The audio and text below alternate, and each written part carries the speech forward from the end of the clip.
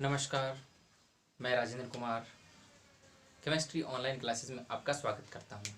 आज हम पढ़ने वाले हैं कंपाउंड्स में सिग्मा तथा पाई बॉन्डिंग एंड हाइड्रोजन अपबंध। ये टॉपिक बहुत ही इम्पोर्टेंट है। इस टॉपिक का यूज़ कहाँ कहाँ है? प्रत्येक ऑर्गेनिक केमिस्ट्री पढ़ेंगे तो प्रत्येक कंपाउंड के बारे में हमें इनसे में देखना पड़ेगा भी कौन सी में सिग्मा है, कौन से पाई बॉन्डिंग है, कौन सा टूटेगा और कौन सा नहीं टूटेगा, या हाइड्रोजन अपबंध है। बहुत सारे गुणधर्मों को हाइड्रोजन अपबंध प्रभावित करता है। तो सिग्मा तथा पाई बॉन्डिंग कौन कौन सी बॉन्डिंग है, तो ये कैसे बनते हैं? हम इससे पहले एक चीज पढ़ लेते हैं, ऑर्बिटल आरेख। ऑर्बिटल यानी कक्ष, ठीक है, जो भी कक्षक हैं उनके सारों के आरेख पढ़ लेते हैं। हम जानते हैं ऑर्बिटल कौन कौन से होते हैं। एस, पी, डी और एफ ऑर्बिटल होते हैं। इनकी संरचना किस किस प्रकार की होती है? एस ऑर्बिटल होता है वो गोलाकार होता है। एस ऑर्बिटल गोलाकार होता है। एस ऑर्बिटल में ये वाली स्थिति होती है। एस ऑर्बिटल में ये वाली स्थिति होती है और ये इस टाइप का होता है। ये बिल्कुल कैलकुलेटेड है, फिक्स है, चेंजेस इसमें नहीं होता। पी ऑर्बिटल है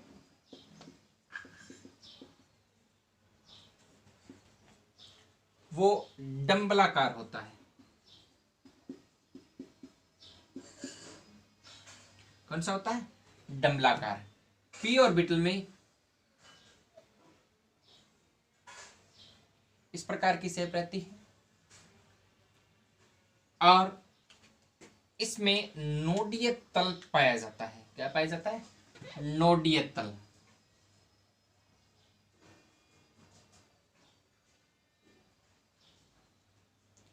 ये वाला जो सरफेस है वो कौन सी सरफेस होती है? नोडीय सरफेस होती है, नोडीय तल होता है। नोडीय तल, नोडीय तल जहां साई स्क्वायर का मान 0 होता है, यानी इलेक्ट्रॉन पाए जाने की संभावना 0 होती है।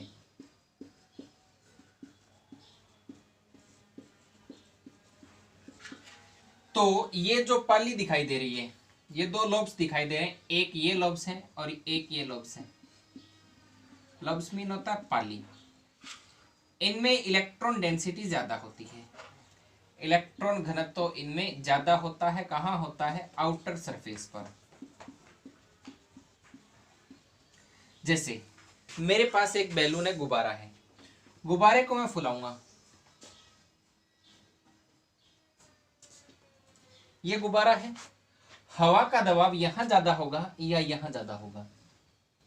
तो हवा का दबाव है वो इस साइड में ज्यादा होगा, सरफेस पर ज्यादा होगा, और यहां पर क्या है? 0 है, यहां कोई लेयर नहीं है, हवा नहीं है। तो सेम एज ये जो पाली बनती है उसमें बीच का जो क्षेत्र होता है जहां पर नोड बनती है, उस नोडीय तल, उसे नोडीय तल के नाम से जानते हैं, जहां पर साई स्क्वायर यानी कि इलेक्ट्रॉन पाए जाने की संभावना 0 होती है।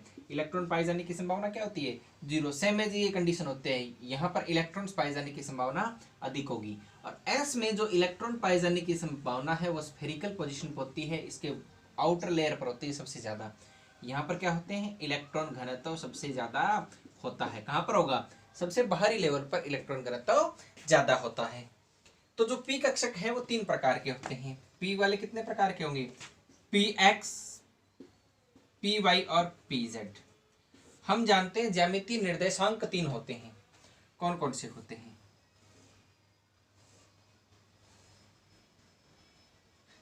ये ज्यामितीय निर्देशांक होते हैं 3। किसी को भी कोई सा भी मान सकते हैं। ये x हो सकता है, ये y हो सकता है, ये z हो सकता है। ये x हो सकता है, ये z हो सकता है और ये y हो सकता है। ये कोई सार्वभौमिक सत्य बात नहीं है, इन्हें कोई सा भी माना जा सकता है। जरूरी नहीं कि ये x यही हो, x ये भी हो सकता है, x ये भी हो सकता है। जो आपको सामने दिया जाए, जो भी डायग्राम बनाया होगा उसमें जो दिया होगा वही होगा। ये सार्वभौमिक सत्य नहीं है, सार्वभौमिक सत्य नहीं है, तो ये अपने हिसाब से किसी को भी एक्स वाई और जेड माना जा सकता है। हाँ, ज्यामितीय निर्देशांक 3 होते हैं और तीनों एक दूसरे पर 90 डिग्री के बॉन्ड एंगल से जुड़े रहते हैं। कितने डिग्री के? 90 डिग्री के बॉन्ड एंगल से जुड़े रहते हैं। एक एक्स एक्स होता है, एक वाई एक्स होता है और एक जेड एक्स होता है। ये तीनों एक दूसरे से 90 डिग्री के पोजीशंस पर उपस्थित होते हैं। ठीक है, ओके, इस बात को ध्यान में रख लेना भाई। जो बॉन्ड एंगल है वो 90 के होंगे और एक्स वाई और जेड जो निर्देशांक हैं वो किसी को भी माना एक्स माना जा सकता है, किसी को भी वाई माना जा सकता है और किसी को भी जेड माना जा सकता है। ठीक है, तो पी एक्स पी वाई और पी जेड के बारे में मैं देख लेता हूं।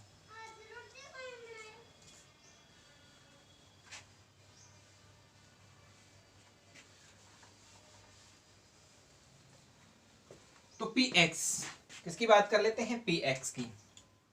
मैंने ये जो है ये x माना और ये वाला y मान लिया। तो x में कौन सा होगा? ये वाला जो बनेगा ये कौन सा होगा? px होगा। कौन सा होगा? px होगा। यहां पर ये क्या है? नोडल सरफेस है। क्या है ये? नोडल सरफेस है। अब देखो दूसरा फिर देख लेते हैं। ये मैंने x मान लिया, ये मैंने y मान लिया। तो ये वाला जो है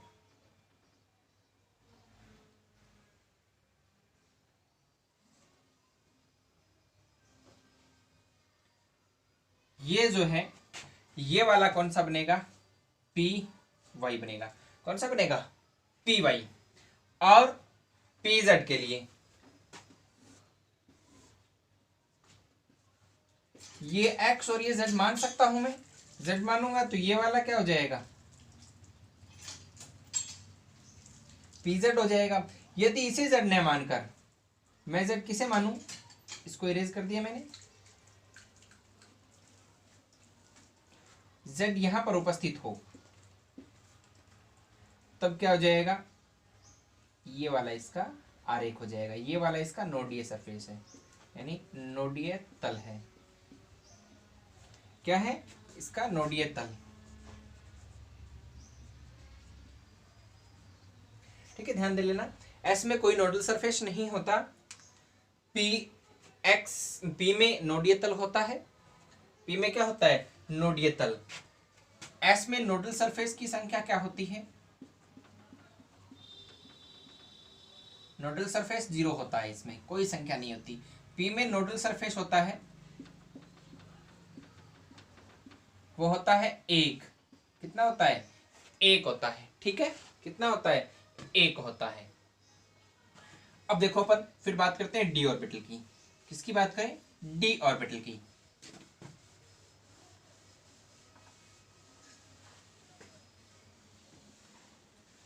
डी ऑर्बिटल होता है वो द्विडंबलाकार होता है।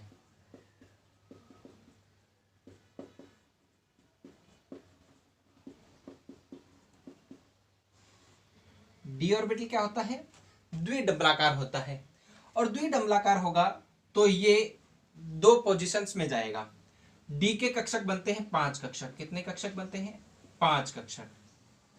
एक होता है डी एक्स वाई, दूसरा डी वाई जेड, तीसरा डी जेड एक्स, तीसरा, ठीक है, चौथा d x square hyphen y square और चौथा पांचवा होगा डी जेड स्क्वेयर। ये 5 बनते हैं। ध्यान दे लेना, 3 ये वाले और 2 ये वाले, 5 बनते हैं। ठीक है, कितने बनते हैं? 5। तो देखो ये x और ये x, ये x x और ये y x, x और ये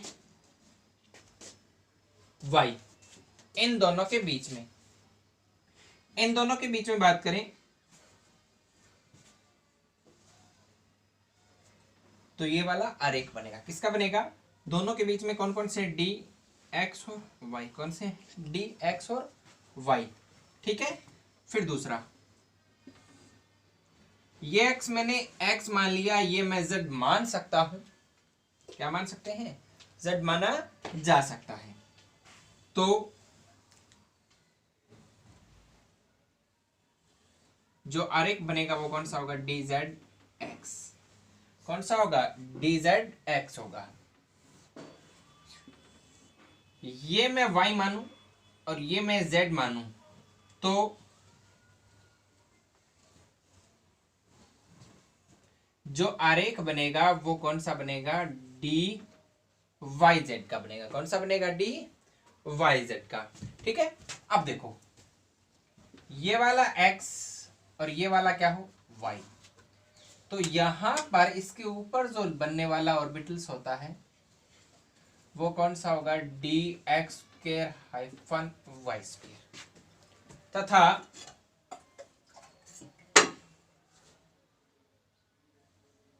ये z है और ये x है, ये कौन सा होता है, डी जेड स्क्वायर। तो ये 5 ऑर्बिटल्स होते हैं। कितने ऑर्बिटल्स होते हैं, 5। D x y, d y z, d z x, d y z, d x square hyphen y square और डी जेड स्क्वायर, ये 5 होते हैं। इनके अंदर नोडल सरफेस है वो यहाँ मिड में पाया जाता है और 2-2 नोडल सरफेस उपस्थित होते हैं। कितने होंगे, 2-2 नोडल सरफेस उपस्थित होते हैं। ठीक है, डी कक्षक की आकृति द्विडंबलाकार होती है। एफ कक्षक है वो 3D डायमेंशन के अकॉर्डिंग होता है, जिससे बोर्ड पर या दर्शाया नहीं जा सकता। उसकी जटिल आकृति होती है। जब में 7 कक्षक बनते हैं। कितने बनते हैं, डी में, एफ में एफ कक्षक होता है, उसमें 7 कक्षक बनते हैं, 7 आकृति बनती है उसकी, 7 प्रकार के होते हैं ये। और इन्हें बनाया नहीं जा सकता, जटिल आकृति होती है। कौन सी होती है, जटिल आकृति होती है।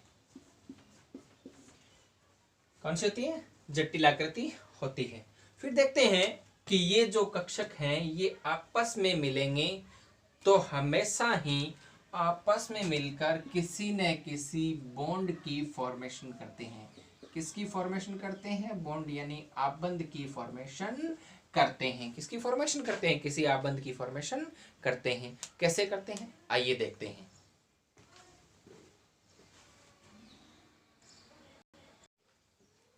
देखो, जो बॉन्ड बनता है वो एक विशेष प्रकार की अवधारणा अपने मानते हैं, अतिव्यापन।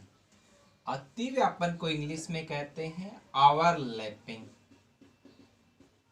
ओवरलैपिंग। अतिव्यापन होता क्या है, देखो अतिव्यापन को यहां से समझो। ओवर ऊपर एक दूसरे की, लैपिंग मतलब जुड़ना, संयोजन होना, एक दूसरे के साथ संयोजन होता होना ओवरलैपिंग कहलाता है। यानी कक्षकों का आपस में संयोजन द्वारा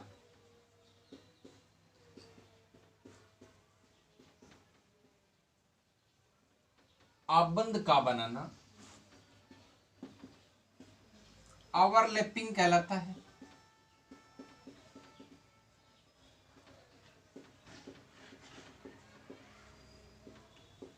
क्या कहलाता है, ओवरलैपिंग कहलाता है।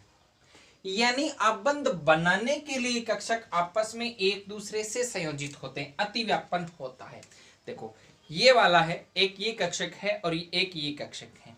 ये आपस में या तो इस प्रकार से मिलते हैं या इस प्रकार से मिलते हैं या इस प्रकार से मिलते।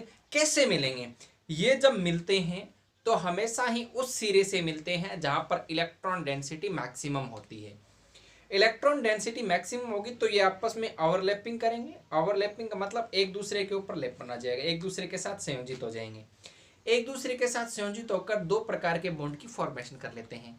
या तो वीक बॉन्ड होगा या स्ट्रॉन्ग होगा, या तो दुर्बल होगा या प्रबल बॉन्ड होगा। ठीक है, एक तो ये वाली कंडीशन है, एक ये वाली कंडीशन है, यानी यहाँ भी इलेक्ट्रॉन उपस्थित होते हैं दोनों सिरों में, तो ये वाली कंडीशन होती है। या ये वाली कंडीशन होती है या नहीं होती है, हमें उसके बारे में देखना है। तो अतिव्यापन है वो क्या होगा, कक्षकों का आपस में संयोजन द्वारा आबंध का निर्माण करना या आबंध का बनाना ओवरलैपिंग कहलाता है। ओवरलैपिंग 2 प्रकार की होती है मुख्यतः।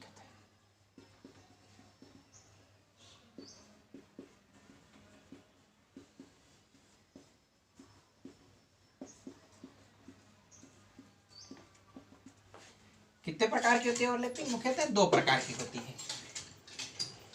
एक होती है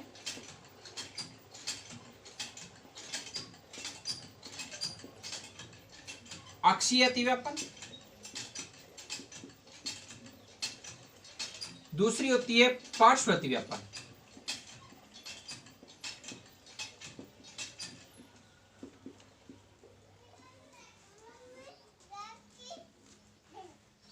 एक होती है अक्षीय अतिव्यापन, दूसरी होती है पार्श्व अतिव्यापन। अक्षीय अतिव्यापन है उसके द्वारा बनता है सिग्मा बॉन्ड। कौन सा बॉन्ड बनता है? Sigma bond. सिग्मा बॉन्ड है वो एक प्रकार का प्रबल आबंध होता है। कौन सा आबंध होता है? प्रबल आबंध होता है। ठीक है। और जो पार्श्वीय अतिव्यापन है उससे बनता है पाई बॉन्ड। कौन सा बनता है? Pi bond. पाई बॉन्ड जो बनता है वो एक प्रकार का दुर्बल आबंध होता है। कौन सा आबंध होता है? दुर्बल आबंध होता है। इनका निर्माण कैसे होता है? सिग्मा आबंध है वो किन किन के द्वारा बनेगा, और पाई आबंध किन किन के द्वारा बनेगा। अपन बात कर लेते हैं सिग्मा बॉन्ड की। देखो, एक नंबर है एस एस कक्षक आपस में अतिव्यापन करते हैं, तो इसे एस एस अतिव्यापन के नाम से जाना जाता है। किसके नाम जाना जाता है? S S. एस कक्षक का आकार गोलाकार होता है, इसमें इलेक्ट्रॉन डेंसिटी साइड में होती है, यानी कि स्फेरिकल पोजीशन में होती है। दूसरा एस कक्षक इसके पास में आता है, तो ये जहां पर मिलते हुए प्रतीत हो रहे हैं, ये वाला देखो, यहां पर कौन सा बॉन्ड बनता है? सिग्मा बॉन्ड बनता है। कौन सा बॉन्ड बनता है? सिग्मा बॉन्ड बनता है। ठीक है। फिर देखो,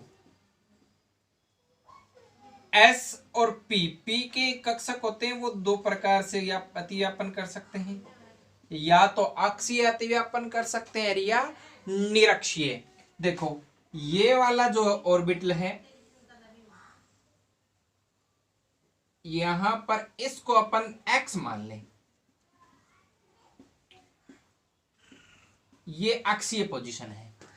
इसके अलावा ये वाली पोजीशन है, ये एक्स मान लिया अपन ने, ये क्या होगा?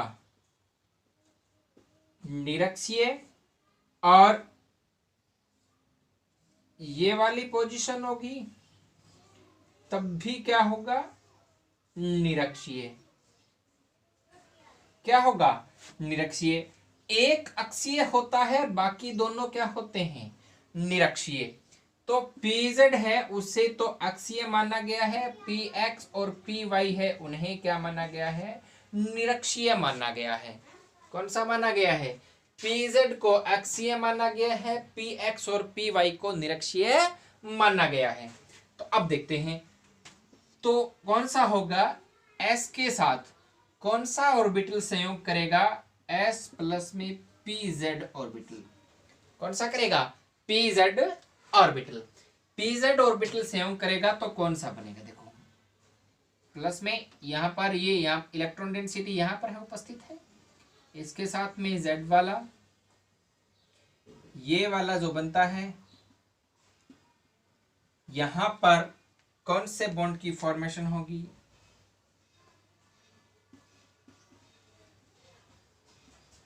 सिग्मा बॉन्ड की फॉर्मेशन होगी। कौन से बॉन्ड की फॉर्मेशन होगी? सिग्मा होगी। अब देखो, अनिश्चितता क्या है? क्या ये आपस में इस प्रकार से अतिव्यापन कर सकते हैं? ये तो चलो pz है, अक्षीय है, क्या ये इस प्रकार से अतिव्यापन कर सकते हैं? ये आपस में अतिव्यापन नहीं करते, यानी ये वाला कक्षक इसके साथ नहीं करेगा, ये यहां आएगा तो यहाँ नोडीय तल है, और नोडीय सरफेस के साथ कोई भी चीजें आपस में संयोग नहीं करती, यानी क्या है? Nodal surface. ये वाला इसके साथ भी संयोग नहीं करता,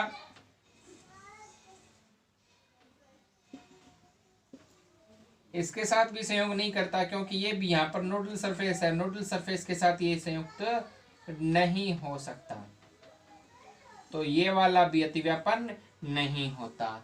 ध्यान में रखने वाली ये दोनों बातें भी, एस कक्षक है वो पी एक्स और पी वाई के साथ संयोग नहीं कर सकता क्योंकि दोनों की नोडल सरफेस है वो आती है नोडल सरफेस के साथ कभी भी साझा नहीं हो सकता क्योंकि वहां पर साई स्क्वायर का मान शून्य होता है। हमेशा ही साझा उस जगह पर होगा जहां साई स्क्वायर का मान मैक्सिमम होता है। क्या होता है? मैक्सिमम। ठीक है, एस एस और एस पी अतिव्यापन। उसके बाद में होता है पीपी अतिव्यापन, और पीपी अतिव्यापन कौन सा होगा? पीपी अक्षीय अतिव्यापन। कौन सा होगा? पीपी अक्षीय अतिव्यापन।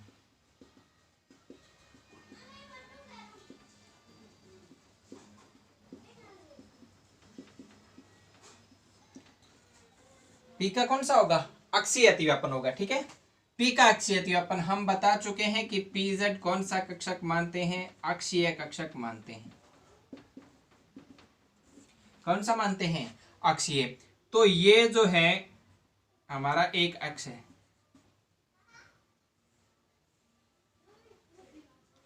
ये पीजेड है, दूसरा पीजेड इसके साथ संयुक्त होगा, ये भी पीजेड। तो यहां कौन से ऑर्बिटल यहां आपस में मिले हैं तो कौन सा बॉन्ड बन जाएगा? ये बॉन्ड बन जाएगा सिग्मा बॉन्ड। कौन सा बॉन्ड बन जाएगा? Sigma bond.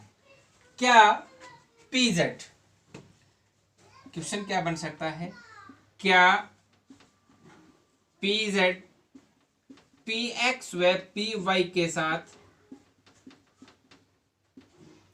अतिव्यापन कर सकता है?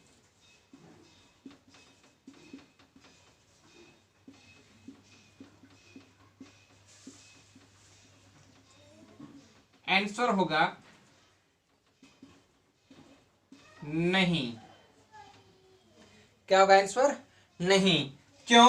क्योंकि स्पष्ट लिखना है कि सेम डायरेक्शनल पोजीशन के अंदर जो है, सेम डायरेक्शनल पोजीशन के अंदर जो कक्षक है वो दूसरे सेम के साथ ही जुड़ सकता है, अन्य के साथ नहीं। यानी अक्षीय अक्षीय के साथ अतिव्यापन कर सकता है, निरक्षीय निरक्षीय के साथ अतिव्यापन कर सकता है।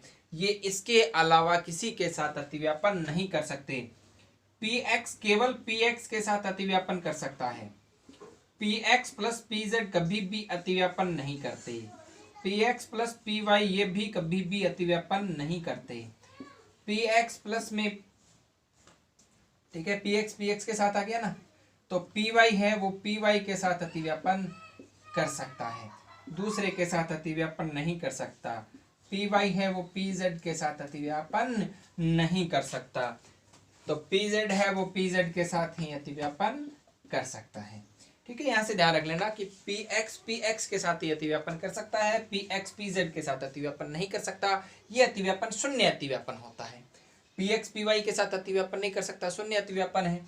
py py के साथ अतिव्यापन कर सकता है, py pz के साथ अतिव्यापन नहीं कर सकता, शून्य अतिव्यापन है। pz pz के साथ अतिव्यापन कर सकता है। यानी समान प्रकार के कक्षक समान प्रकार के कक्षकों के साथ ही अतिव्यापन करके बॉन्ड बना सकते, अन्य के साथ नहीं।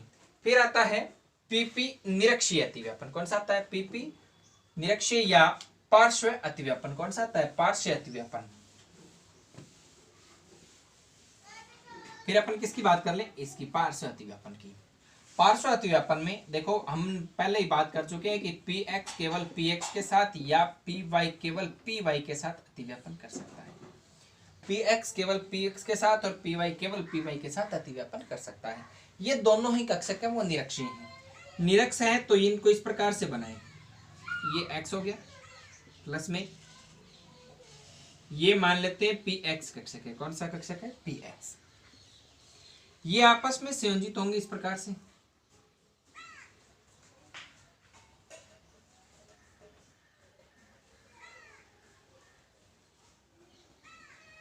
ठीक है, और फिर एक प्रकार का बॉन्ड बना लेते हैं।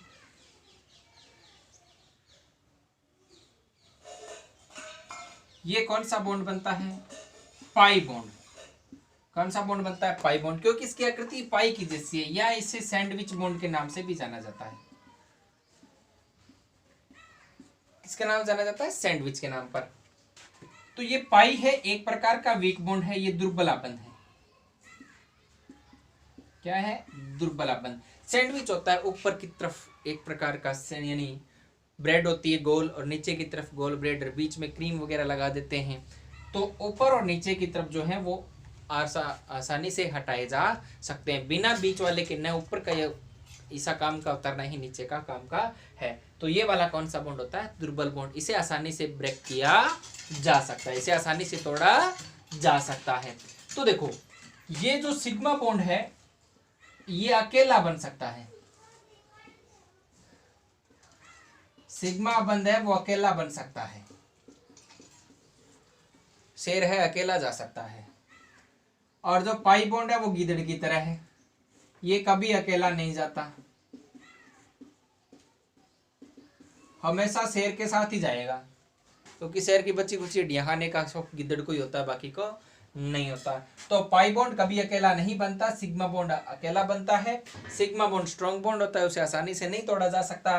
पाई बॉन्ड है वो दुर्बल आबंध होता है, उसे आसानी से तोड़ा जा सकता है। तो अपन बात कर चुके हैं सिग्मा तथा पाई आबंध की। किसकी बात कर चुके हैं? सिग्मा तथा पाई आबंध की। जो सिग्मा आबंध होता है उसमें कौन सा अतिव्यापन होता है? उसमें फेस अतिव्यापन। यहाँ देखो ये वाली स्थिति है, ये यहाँ से जुड़ेगा, ये यहाँ से जुड़ेगा, बीच वाला नोडल सरफेस मान लेते हैं। तो ये आपस में जुड़कर एक प्रकार के पाई बॉन्ड का निर्माण कर लेते हैं। किसका निर्माण कर लेते हैं? पाई बॉन्ड का निर्माण कर लेते हैं। Thank you for watching. Next class में अपन पढ़ेंगे हाइड्रोजन आबंध के बारे में। किसके बारे में पढ़ेंगे? हाइड्रोजन आबंध के बारे में। ये अतिव्यापन अच्छे से पढ़ लेना। हाइड्रोजन आबंध का पढ़ेंगे कल के बाद। इसके बाद टॉपिक पढ़ने वाले हैं संकरण, यानी नेक्स्ट क्लास में अपन पढ़ेंगे संकरण। संकरण के बाद पढ़ेंगे कोई भी कंपाउंड है उसमें कोई किस प्रकार का संकरण बनता है।